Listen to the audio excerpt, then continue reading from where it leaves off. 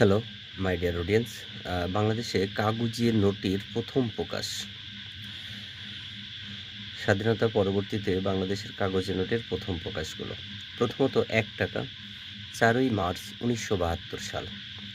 ১ টাকা ৪ই মার্চ ১৯৭২। ২ টাকার note ২৯ December ১৯৮৮। ২৯ December ১৯৮৮ ২ টাকার নোট। ৫ টাকার নোট ২রা জুন ১৯৭২। ৫ টাকার নোট ২রা জুন ১৯৭২। ১০ টাকার নোট ২রা জুন ১৯৭২। তাহলে ৫ এবং ১০ টাকার নোট ২রা জুন ১৯৭২। ২০ টাকার নোট ২০ আগস্ট ১৯৭৯। মনে রাখার কৌশল, ২০ টাকার নোট ২০ আগস্ট ১৯৭৯।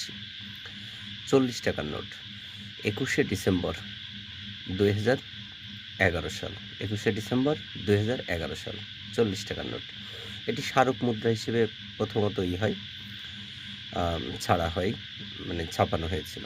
৫০ টাকার নোট ১লা মার্চ ১৯৭৬ সাল। ৫০ টাকার নোট ১লা মার্চ ১৯৭৬। ১০০ টাকার নোট ৪ই মার্চ ১৯৭২। বিভিন্ন প্রতিযোগিতামূলক পরীক্ষায় এই প্রশ্নটি খুবই আসে যে ১০০ টাকার নোট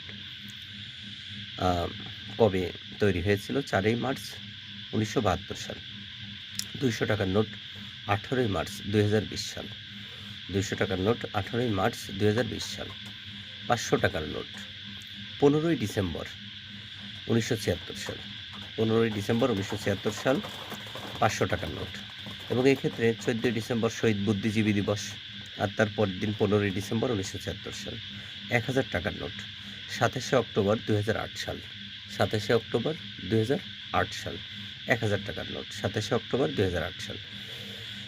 বর্তমানে এইগুলোই আমাদের কাগজে নোট, যেগুলো বিভিন্ন সালে ছাপানো হয়েছিল, প্রথম প্রকাশ। আশা করি খুবই গুরুত্বপূর্ণ বিষয়গুলো ছিল। বিভিন্ন ধরনের প্রতিযোগিতামূলক পরীক্ষায় এই প্রশ্নগুলো প্রায়ই দেখা যায়। আশা করি উপকার হবে।